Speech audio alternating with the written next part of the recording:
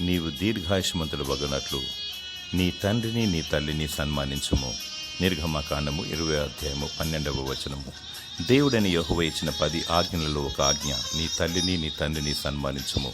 సమాజానికి లేక మనకు మేలు చేసిన వారికి అధికారులను, నాయకులను, గురువులను మనసారా ప్రేమించి, అభినందించి, పూలమాలలతో సత్కరించి, శాల్వాతో సన్మానిస్తాము.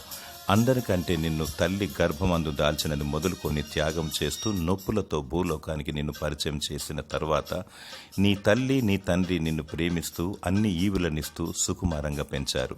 సమస్తాన్ని ధారపోశారు. తల్లిదండ్రుల ప్రేమ త్యాగం ఎంతో గొప్పది. వారిని ప్రేమించాలి. అత్తమామలను కూడా ప్రేమించాలి. ప్రతి వృద్ధులను ప్రేమించాలి. కొన్ని రోజుల తర్వాత వారి లోకాన్ని విడిచి వెళ్ళిపోతారు. దేవుని ఆజ్ఞను నెరవేర్చాలి. దేవుని ప్రేమించాలి. అమ్మ నాన్నలను కూడా ప్రేమించాలి. దేవుడు నీకు దీర్ఘాయుష్ను అనుగ్రహించి నిన్ను దీవించునుగాక. ఆమేన్.